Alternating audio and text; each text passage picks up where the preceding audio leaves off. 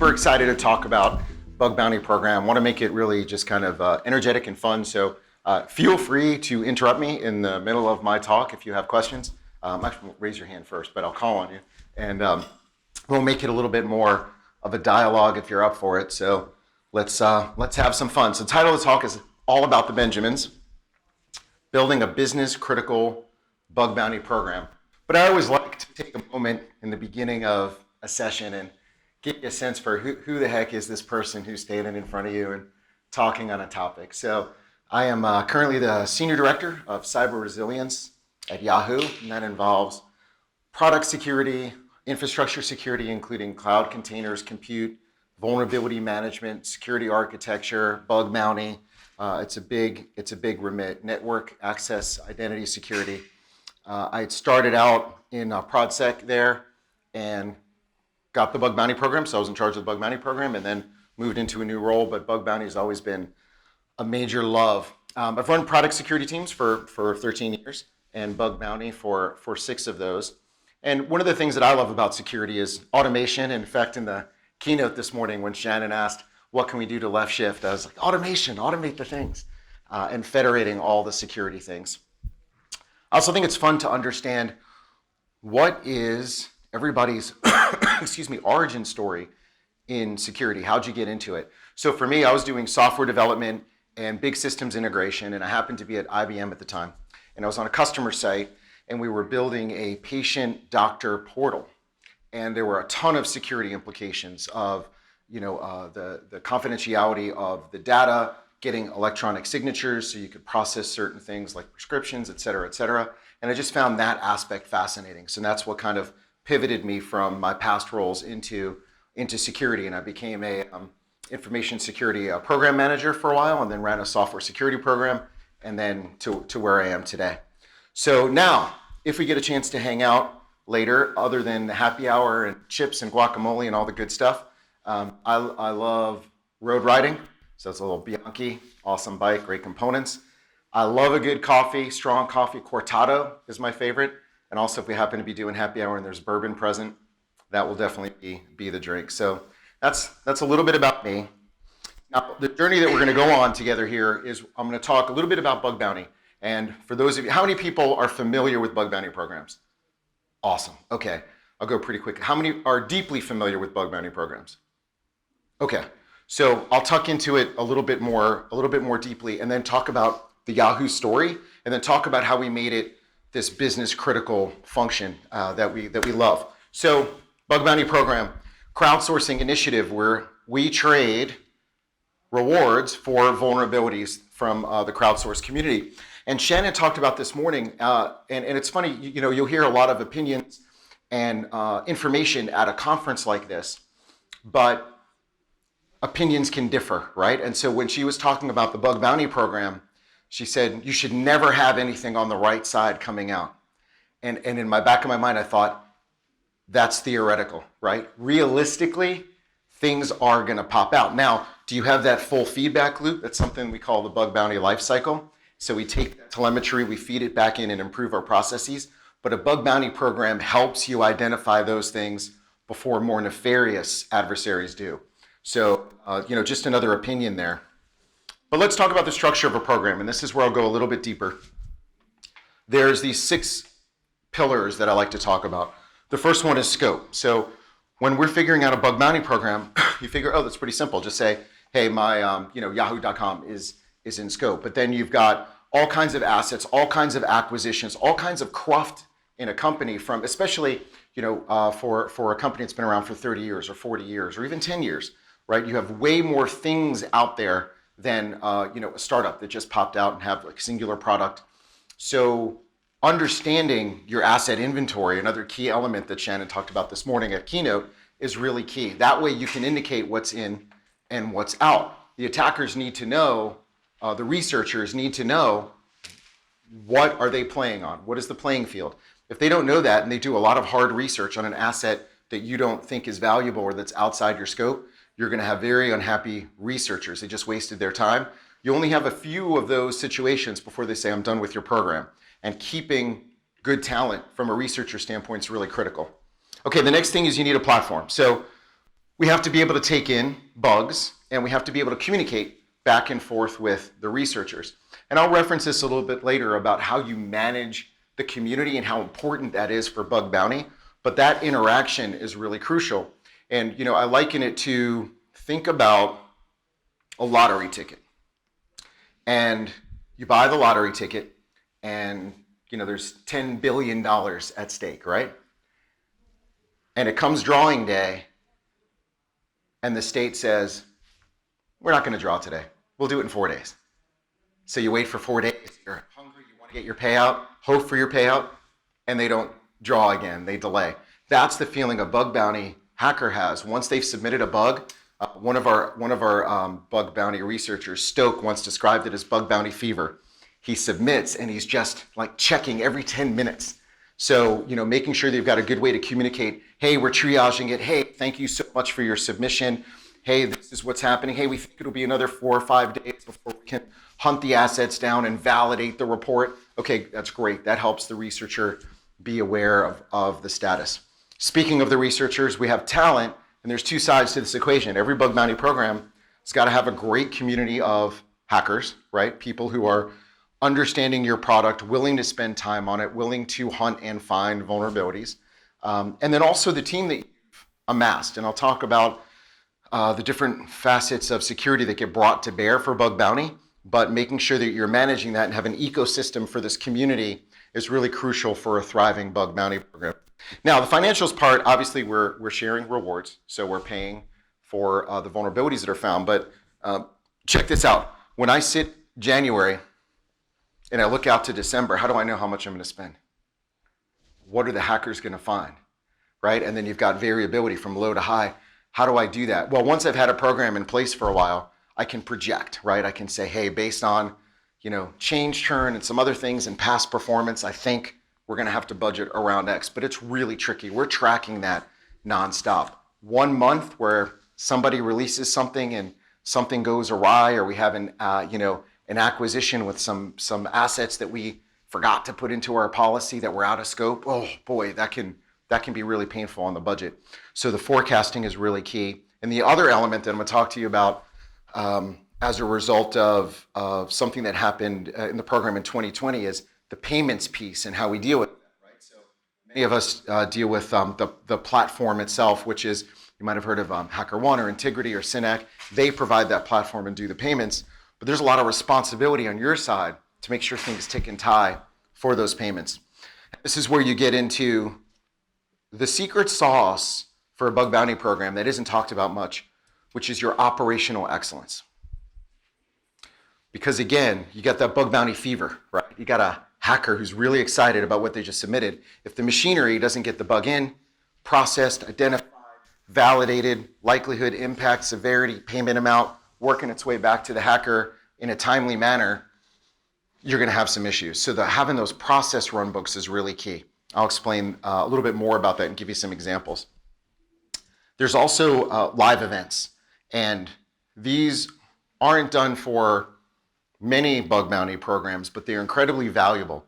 And they're literally just like this. Like imagine 50 hackers coming to San Francisco and going to a room. We identify scope for them, and they spend several days bonding together, attacking that particular target, working with our team.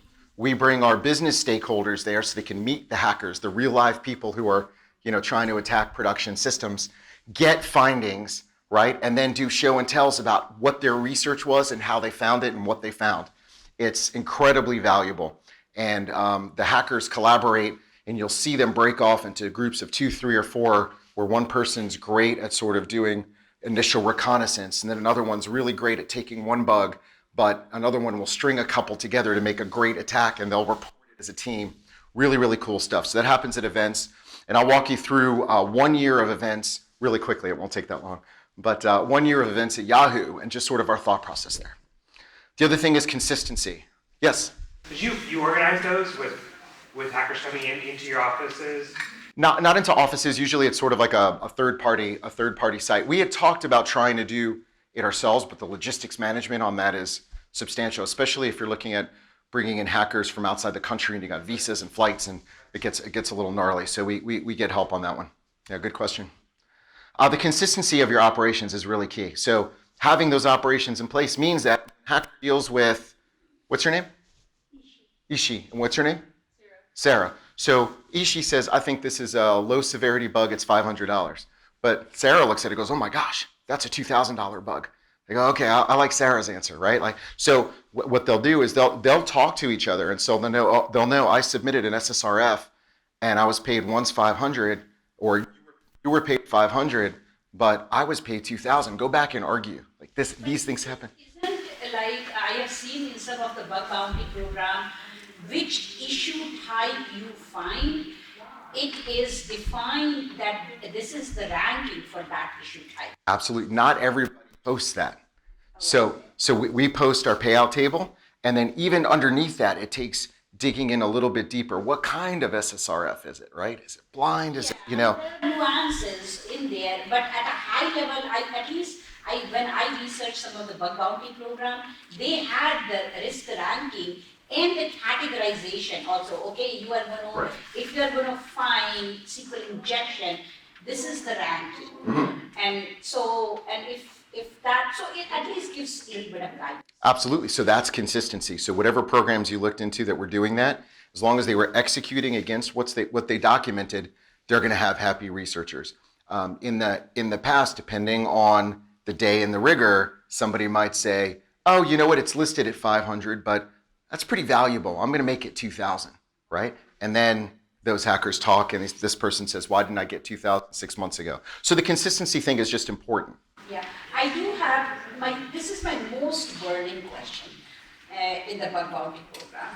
So let's suppose an attacker or a hacker finds an issue, and that hacker thinks that okay, these guys are not paying me adequate, and I can take this vulnerability, go sell it in the dark web, and I can make a whole lot more money. How, and then your whole program is in jeopardy. How do you deal with that? Well, your program's probably not in jeopardy because you don't know that just happened, right?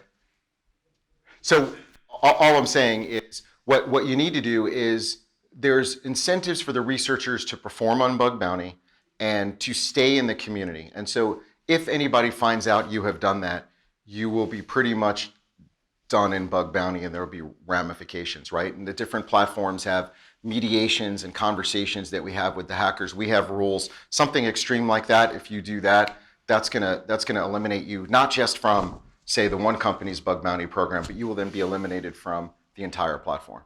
So there's incentive not to do that. Yeah. So there is consequences for the security researcher also, not just, but for the company, it's going to be a major disaster because your vulnerability is being exposed, and it could be very severe vulnerability. Right, but that could happen without bug bounty. You have a point there. Yeah. Yeah. So, as long as you establish the expectations with the researcher about the rules of engagement and what's allowed to be done and not to be done, and then there's consequences around it, and you do the communications that I talked about, working with the community, understanding the researchers, having a name to a face and somebody you've had a relationship with, you can have that conversation. In Yahoo, in the policy, actually, I was just about to talk about that. It's a perfect segue. So, what are the rules of the road? Each company has their articulation of what are you allowed to hack on, what are you not allowed to hack on, what will pay out, what we're interested in, what you shouldn't be doing. How should you throttle traffic? How should you tag your traffic? Whatever it is, every company does that a little bit differently. But those are the rules of road, and of course you have safe harbor. So you say, hey, you're allowed to do this, but then in exchange you need to follow the policy. And then the other piece is compliance. So we had a tricky situation where we have rules where there are certain strikes based on activities, and somebody, they didn't mean to, but they did it, and we had to, by fairness, because if somebody else did it, they would have gotten a strike. We had to give them a strike, and they made an argument about the nuance of the situation, but it's one of those things where it's really difficult. So you got to make sure you're complying with the policy so they understand it's really black and white and not gray in the middle. Okay, so now let me take you on the Yahoo story. So circa 2013, Katy Perry top in the charts. We're in Yahoo. And now for me, I started with the company 2016, so this predates me. But there was something called T-shirt Gate, where somebody kind of through their own funding at Yahoo wanted to reward somebody who had just disclosed a vulnerability. We didn't have a bug bounty program at the time. So had some paranoid shirts, our security team's called the Paranoids, and sent some shirts to the person. And then they posted about how ridiculous it was to get T-shirts for vulnerability. And this guy was just trying to do the right thing, but it became T-shirt Gate, and it led to the creation of our formalized bug bounty program, and one of the first companies to partner up with HackerOne. So we launched the program, which is cool. Program's jamming along. Let's go to circa 2016. Now Justin Timberlake's top in the charts. I got the feeling, right? We had something called the AOL Hall of Fame. So this is where, as Yahoo was getting ready to merge with AOL through Verizon acquisition, and there were other companies from Edgecast like OnQ, Edgecast, Volicon, et cetera. We were incorporating the Edgecast bug bounty program, and each of these programs were on different platforms. And so, in fact, the AOL Hall of Fame, I used the Wayback Machine to find this. This was the early like vulnerability disclosure program that we had in AOL. We just thank you. And so we would list your name there, and people were hounding us to get on this list so they could put it on their resume and say, I'm on the AOL Hall of Fame, as they try to get their next security job. But and that we had a security engineer build the site, so you can see how beautiful it is, right? It was very basic, but we checked the box that we had a way to share. Well, that was 2016. So 2017, we merged together all of the different programs and had the big kind of massive Yahoo program that we have today. And we really started to invest in things like the hacker community, the live hacking events I'll tell you about, and these things called show and tells, which are phenomenal. And by the way, this image, like probably almost every presentation today, came from Midjourney. It's AI generated. So we said, show us hackers having a good time at a bar, and a couple other characteristics, and here's what we got, but it was pretty cool. Okay, so we brought the programs together, and we said, now let's engage in these live hacking events. And what we did was we would use each live hacking event to articulate a hypothesis to see how that might impact the bug bounty program, the community, and what we might do. So the first one said, hey, let's dip our toes in the water, and we're going to do this event in India. It was aligned with a conference out there called NullCon. And we said, hey, let's see what it's like to do a live hacking event in an international geo. We had 40 researchers there, and I think we got one bug. Now, why? It's not because the Indian hacking community isn't good. They're fantastic. We only gave them, the event kicked off, that's when the recon began. So by the time they started to get some momentum of the recon, the event was over. So there was one hacker, Bull, did a great job. He found something, actually had a nice payout, but it wasn't an amazing live hacking event. I thought, why am I going to waste my time on that one bug? Probably not worth it. We spent some more time talking. We said, you know what? Let's do this event in San Francisco. Let's invite the top hackers, and let's give them a little bit more time. Let's give them some recon time. And so we opened it up for, I think it was 7 to 10 days beforehand. And to see what happens when we take all those programs that I mentioned before, some of which were private, so they weren't out to the entire world. It was to a subset of 20 or 25 researchers. We said, let's open it up. And we took the best hackers out there, and it was an incredible, incredible event. So we found plenty of findings. The pilot program, the public program, really taught us a lot about our security program, the maturity that we wanted to get to, and continue to partner with the researchers. Then we went to Buenos Aires in September. We aligned that with another security con called Eco Party, or Echo Party. And our objective there was to test live events as a way to drive engagement. So we said, if we go to another geo, South America, and we spend some time with the Argentinian hacker community, and can we drive more engagement from that hacking community after a live event? Does a live event create stickiness?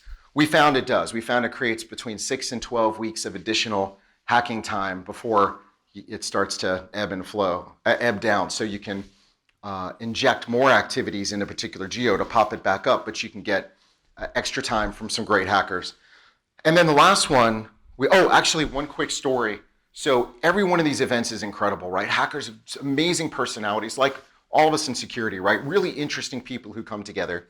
And you come together in this really intense situation where you're all in a room working incredibly hard. Then you're socializing and building relationships and all the craziness of taking all of that to another remote location. In this particular instance, there was a massive rainstorm, the thunderstorm, the day before the event. There was a lightning strike at the event, and it knocked out all the routers. So we had one day to basically rebuild the network, which we did. We went to some local stores, just bought routers, rewired everything, and we were up and running. But every one of these events has these kinds of stories, something interesting that a hacker does, just really, really fun. So we do the social events plus just manage the overall event. It's great bonding all the way around in the community. Last thing we did in New York, what we wanted to do was pick specific brands. So we said, hey, if we pick one brand for a live hacking event and target that significantly for a day or two, will that increase hacking activity over the course of weeks and months afterwards, which it did. We also wanted to see how teams would work. So we did this kind of first ever format where all the researchers were organized into teams of 4, and they had to work together. So we tried to see, like, would they enjoy that? Did they want to be lone wolves? No, they really enjoyed the team approach. So that was pretty cool. Along with the events, we have great swag. So, you want to be able to, like, somebody's taking time out from their work life, their family life. So, this is one of the events from the 2018 HackerOne 415 event in San Francisco. We did a 2020 event when COVID hit. We called the Virtual Bug Bounty World Championship. We were going to go to Singapore in April. We had to call that off, COVID. By the way, awesome to be here in real life with folks and healthy, so knock on wood, stay healthy. But we created these awesome rings that everybody competed for the Bug Bounty World Championship. Great giveaways, great opportunity to, both do live events in person, but also still keep the energy up. But at that point, we had to reflect on all of the relationships that we had to date. And I think it's really important for me to talk about that a little bit, because this is going to set the stage for the next phase of the program. So everything's going great. We merged together. We're public. We're doing live hacking events. We're one of the top rated bug bounty programs year after year. Awesome. Okay. Investing in our relationships is really key. So within our vulnerability management team, right? So bug bounty will work with, in our case, the vulnerability management team. We got to make sure that we can tag, ticket, track, close all those vulnerabilities. When we're doing live events and researchers are reporting hundreds of reports, they're not necessarily bugs yet, but you have to go through every one of those, right? Puts a big pressure on the vulnerability management team. Your product security team who has to explain these bugs back to the engineering teams, right? They're all engaging, saying, I saw this bug. I'm not sure what the impact could be. Let me dig in. Oh, let me go talk to the engineering team and the business even to figure out what the impact of this could be. It takes a lot there. The executives are all really interested. What's my spend? What's happening? Not Twitter sphere anymore, the X sphere will light up. Social media can light up during these events as hackers get either frustrated, which hopefully doesn't happen, or excited. So they'll take pictures with their swag. They'll take pictures at the bars where they're drinking, right? Looks like a great fun time. Our incident responders, just in case one of these bugs turns out something we need to research a little bit more into and find out there's some additional ramifications, they're going to be engaged. They're going to have to do some additional investigation. And then finally, we have all of the back office resources that we work with. You've got legal, you've got PR, you've got HR. There's just so many different people who are involved in bug bounty. And so the executives started to notice, the engineering team started to say, you're having a lot of fun in bug bounty.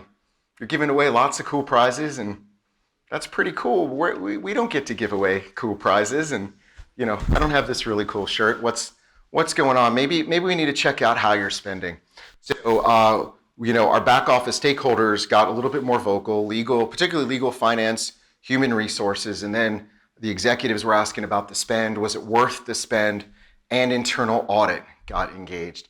And so I found out I was going to have an audit. Now, listen, I handled it really well. I was mature, okay? I just said it's coming, and I was fine. But actually, I said, hey, look, once I found out I was about to get audited, I said, this is a great way to understand where there could be blind spots or gaps in my program. So my initial reaction was, tears and why me? And this just blew up, my next quarter or two to, okay, awesome. We're going to be the poster child of the best participants in an audit ever.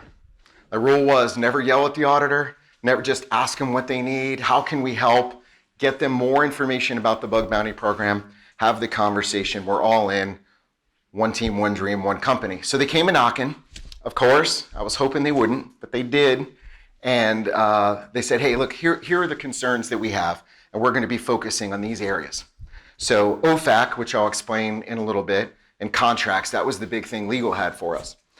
Finance came back with a cost-benefit analysis, and then also, hey, what's going on with your separation of duties? Let's take a look. Human resources wanted to look at all the ethics around the bug bounty program and compliance.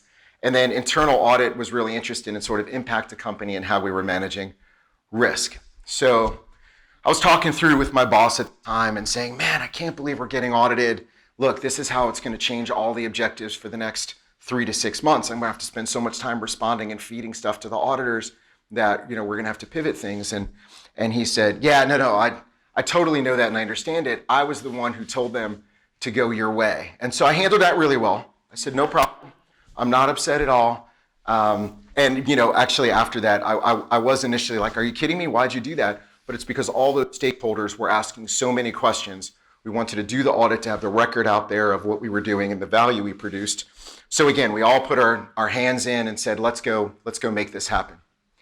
So now to 2020, heading into 2021 becomes all about the audit and our response and what we did to our program. So the first thing was we wanted to align any of the gaps with our program goals. So, our goal was fair treatment of all researchers and have a strong community and consistency in process execution. And so internal audit wanted to make sure that, they took a look at all of our processes and made sure some of those objectives, along with the value statement, the technical value statements of finding good bugs, getting good research, was happening.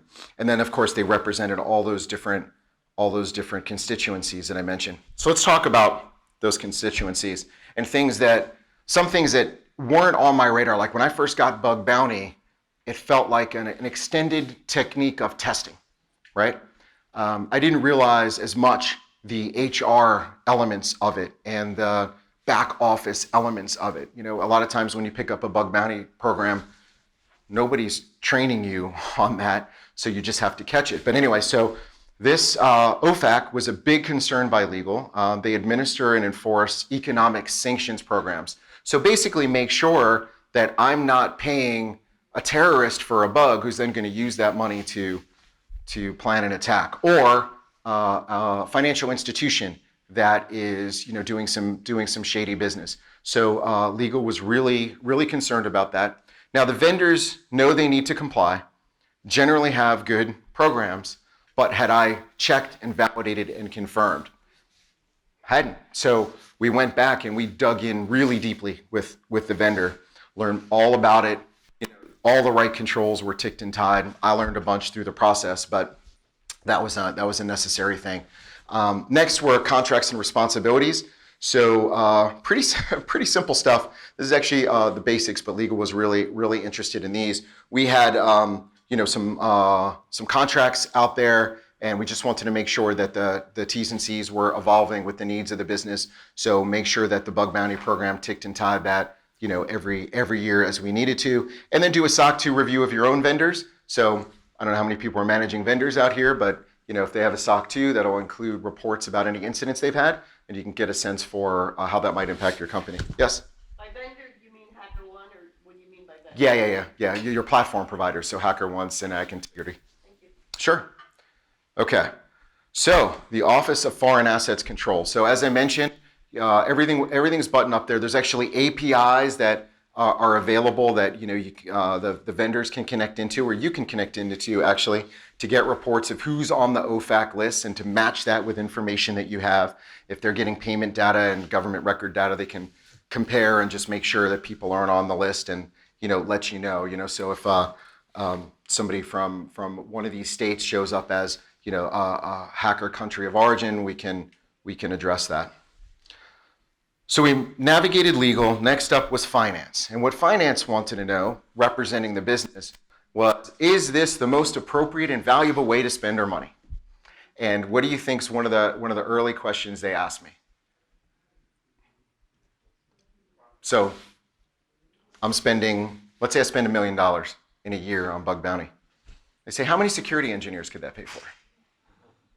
So is it better to just get you a team of X number of people or to do this? Really interesting. And I said, well, strategically, we look at how many hours of testing that we get when we have live hacking events and over the course of the year. And we only pay when we find something of value. And by the way, these things are valuable. And we're bringing a community of 1 million potential researchers, hackers, compared to how many people do you have in your application security testing team? 5, 6, 10, 20, whatever it is. And how stale are their skills getting over time? Whereas you get fresh hackers coming in every time with different perspectives, different ideas.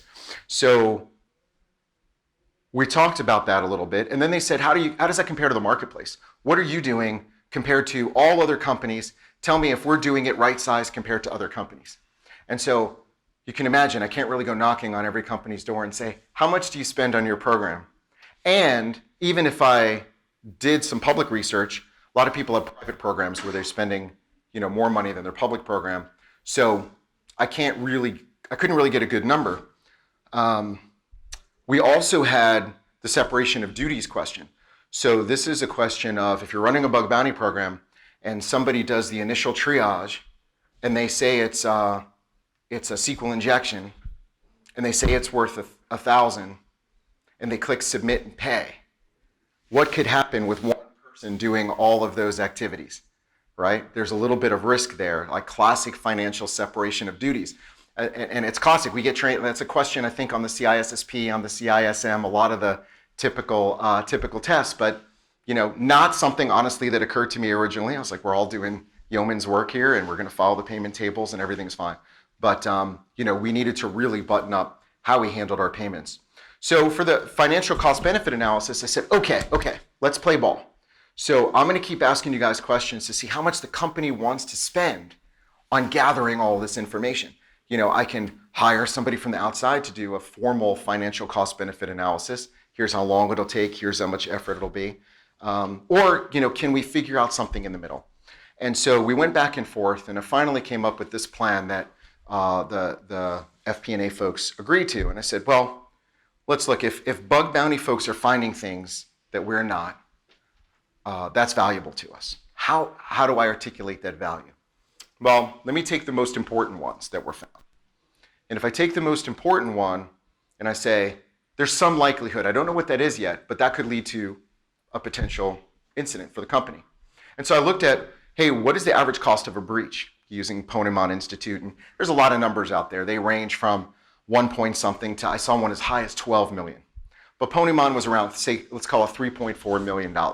So we said, okay, then what's the probability if there's something that was found from the outside by a bug bounty researcher and was really important that it might lead to that breach number? I said, we need to pick a percentage. And I kind of said, working my way through, how about 10%? So I took that 3.45 million, 10% is $345,000. Then I said, how many bugs do we find of that nature? And if that dollar amount is more than your budget, program's awesome. If that dollar amount is less than your budget, I might be spending too much, right? So we did that calculation. So we did this cost of breach times the risk probability factor times the number of bugs, and we came up with this BV, this benefit value. And that has shut down. I did this in 2021. It's now tail into 2023. Nobody's questioned the spend for bug bounty since. So that's been really, really awesome. Okay, next thing was the separation of duties. So we really had to figure out, I didn't have extra people sitting around outside of bug bounty who could do this work, but we happen to have a project management office inside the security function, and I was able to carve out a few cycles to provide some of these separation of duties. And so each one of these things, we built out very specific and detailed run books for how we would do things and which ones could interact and be executed by who. So there's the award determination runbook, which includes looking at our payment tables, checking the vuln, making sure we got the right numbers, then making sure the approvals happen so we get more than one eyes on them. Then we get somebody from the outside to take a look at that, then someone to click the payment who wasn't part of that process, and then someone to check it all at the end and make sure it all ticked and tied and everything was good. So we did that and we got through the finance part of the office and everything was good there. And we have really great rigor now around the payment process. Next up was human resources, and we have something called ECO, Ethics and Compliance Office. And they had some really tough questions that if you're involved with bug bounty, you've likely fielded before, which is, can employees participate on your bug bounty program? Can they participate in a competitor's bug bounty program? Can they participate in any bug bounty program? What happens when they leave the company? On day one, can they go back and start hacking on your program? How about people who are contractors, not just FTEs? A lot of really good questions here.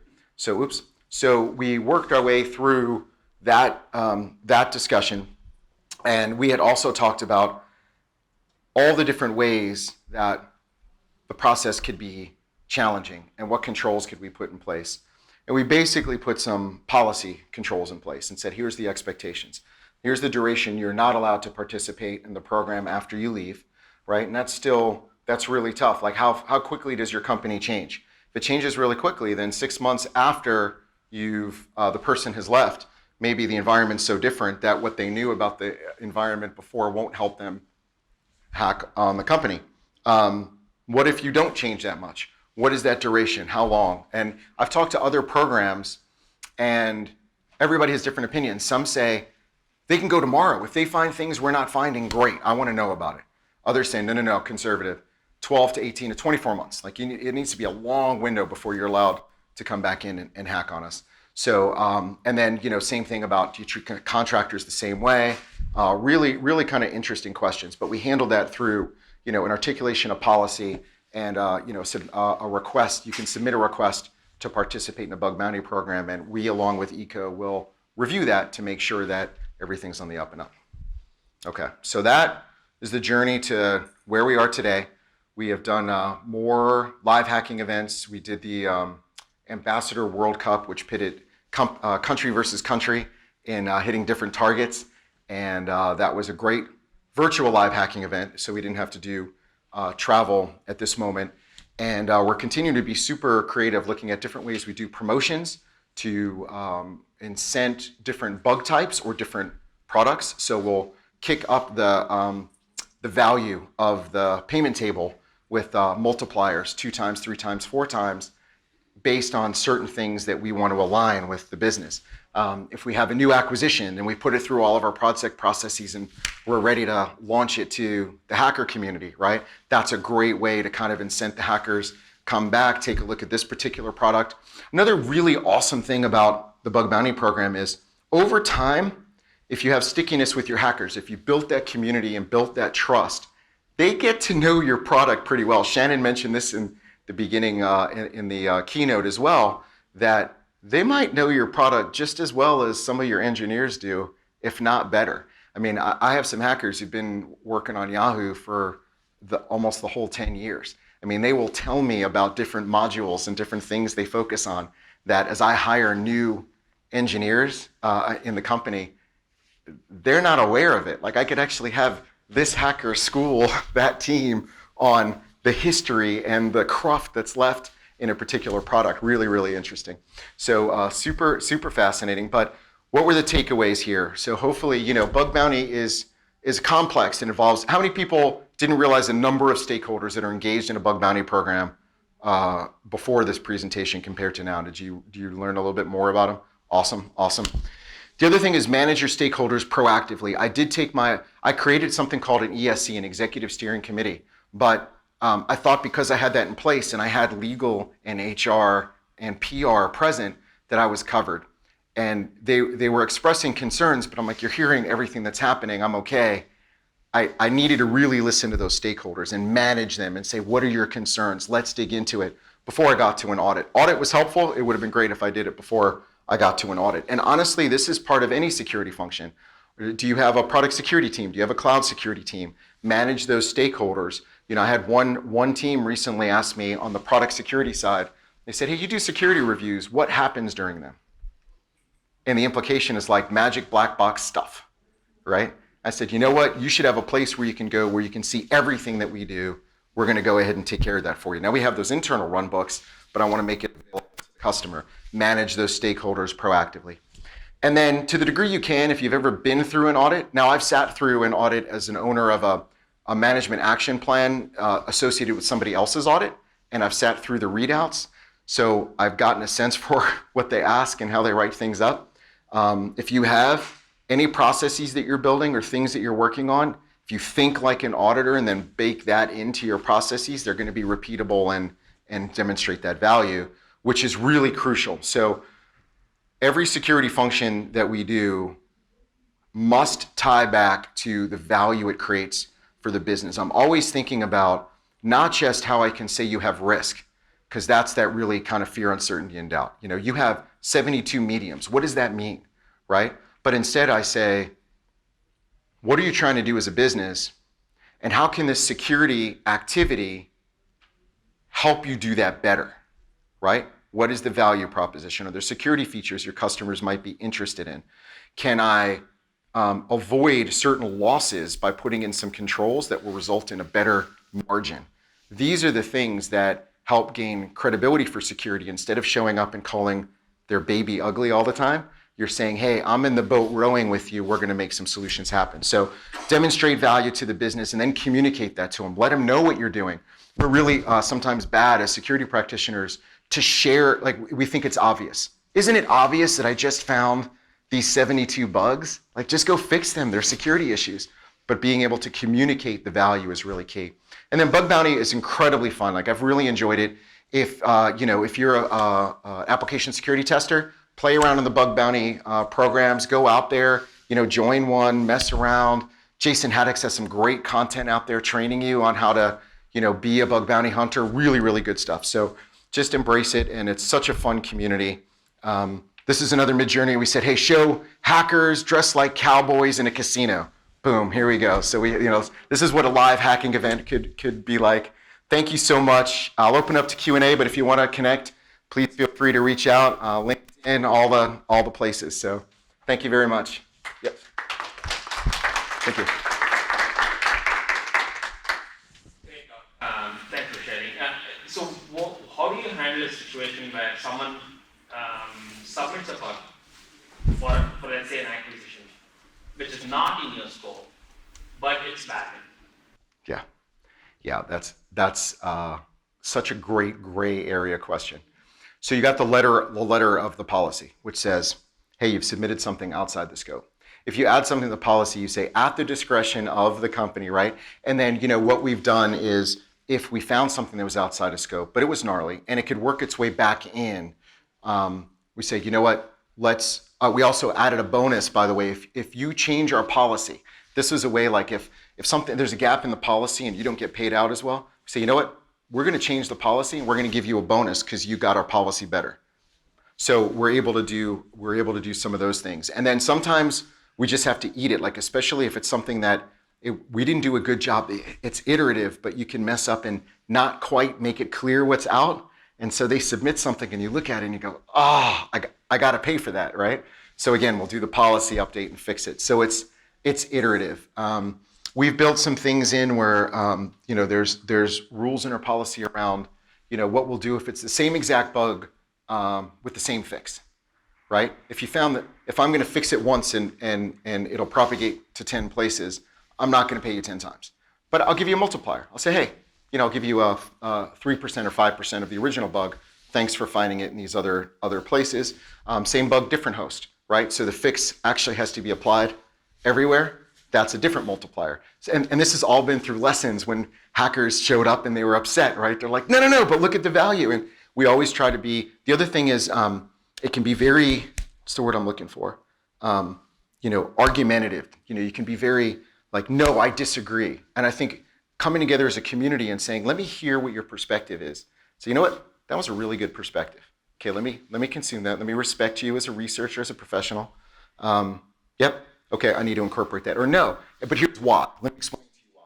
And then in the worst situations where you can't come to agreement, the vendors have these mediation opportunities where you say, look, we have to agree to disagree because we're not together here. Take it to the mediation, who's a neutral party, and they can weigh in and kind of, figure out where we need to go. What happens when you run out of money, let's say after 6 months or 8 months? Has it happened to you, or how do you handle a situation like that? Do you stop the program or do you pause it? Kiss of death. So, a lot of the hackers have joked, they'll allow you to do that once, to pause a program. Sometimes, and in fact, the high five, you'd be like, hey, we drained that program, right? And you say, okay, you got to reevaluate and figure out, are you ready? One of the things is, if you don't have a good vulnerability management program, do not start bug bounty. If you don't have good hygiene, like ProdSec and AppSec in place, so you think the products you're pumping out are secure, you are not ready for bug bounty, because as soon as you launch a new program, that is the ripe ground. That's where all the hackers go. I'm not, am I going to sit on the program that's been out there that takes 8 weeks of reconnaissance just to get to start hacking, or am I going to go to the place that I know that's, it's got a lot of low-hanging fruit? So, that can happen. If it does, you start, you revamp. If you launch it again, you've got to plan that in. Like a second time, they'll just say, these guys don't know what they're doing and I'm done with them, right? Generally. So, yeah, and it's really hard to project. And then you're probably in an ideal situation, you'd say, here's the budget, and then here's a buffer, right? So I'm planning to spend this, but God, you should really set aside a little bit more just in case things go awry, right? If you don't do that and you leave yourself little tolerance, you could be at risk. Thanks. Sure.